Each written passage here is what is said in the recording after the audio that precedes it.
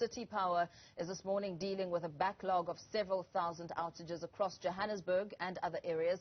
The utility says power cuts in many areas are snowballing after Eskom implemented stage 6 load shedding over the past 2 days. Newzroom Afrika reporter Tumaole Mohlaoli joins us now from the Hurst Hill Power Station. Tumaole, a very good morning to you. Tell us what this oversight visit hopes to achieve.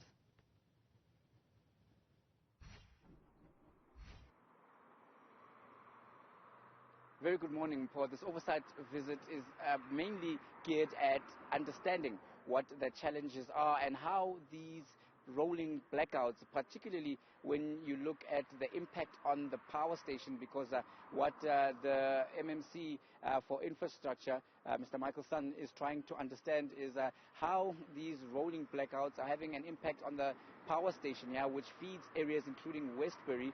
And Westbury residents have been complaining very bitterly about the fact that they have been losing power. And this has led to crime in the area. But let me bring you one of the residents. Her name is Carol Thompson. Ms. Thompson, thank you very much for speaking to us on Newzroom Afrika. How has this issue of the rolling blackouts affected you personally? I'm Carol Thompson, resident of Westbury. I mean, we are here every single day at City Power. I don't know why is the building standing here without service delivery. We are here and we get very poor service delivery. We can't go to shops at 5 o'clock, not even night service going to church.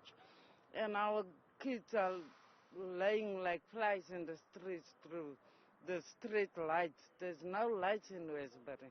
Please let them wake up to let there be light in our area in Westbury.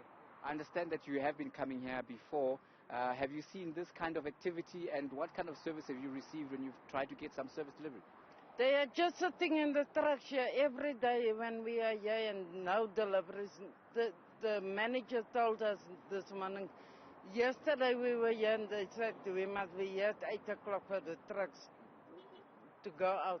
So this morning the manager told us to go home and go and relax because it's cold. And they don't have mercy for us, for a woman to come and stand here 8 o'clock in the morning in the cold waiting for the trucks. Up till now, there's no deliveries going out. All right.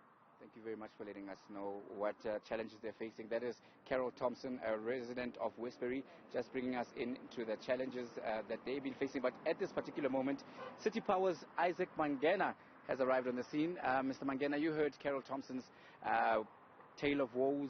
City Power, what is the situation? And we see the trucks are out here. What can you tell us?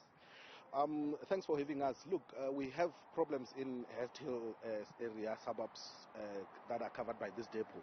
But we are also doing everything in our power to ensure that we deal with some of the problems. And that's why we have invited you guys here, so that you can walk this road with us, so that communities can actually see exactly the kind of problems, the kind of challenges that we go through. There are issues of vandalism and cable theft in this area.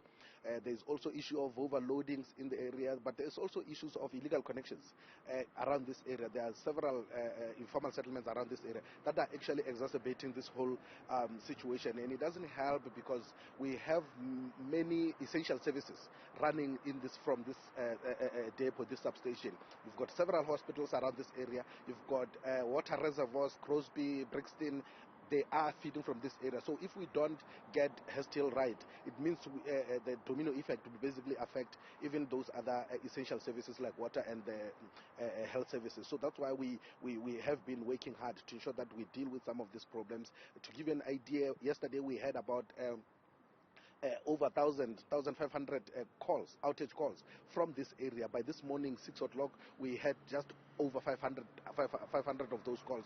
So this is because of the efforts that we have put since the past 24 hours to ensure that we move the needle on some of the problems that we are having, and we beefed up teams at this depot so that we deal with this area. So the MMC today will basically be taking the community through so that at least some of this, they can appreciate some of the problems that we are having, and also some of the plans that we have to ensure that we deal with those problems. The community is a key stakeholder in this fight to try and restore sustainable and stable power.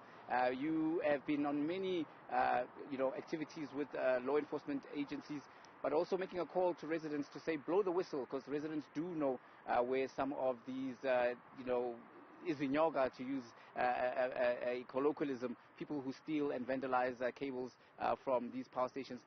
Are you going to renew those calls?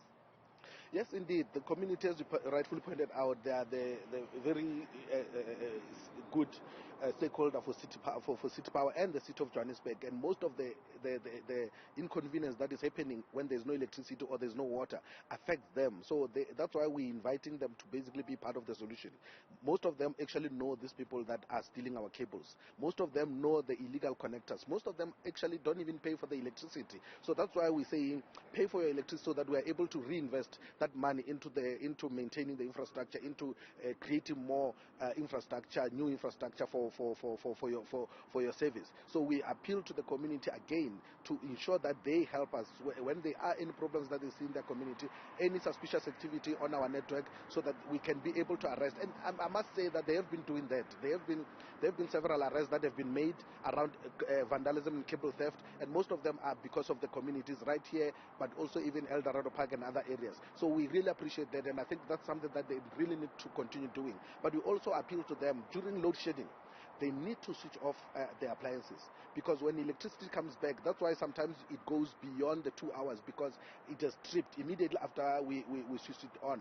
It's because of the overloading that is happening, the inrush current that comes through when we switch on electricity, and they can assist us by just unplugging for the next 10 to 15 minutes, so that at least the load can settle a little bit, and then they can be able to gradually bring on their geysers and stoves and so forth. That is the only thing that they can do. But also even themselves to ensure that they use electricity sparingly, because of with the huge demand and with Eskom at stage 6 and probably going to move to stage 8, it means that we will have to basically change how we used to do things. It's no longer going to be business as usual.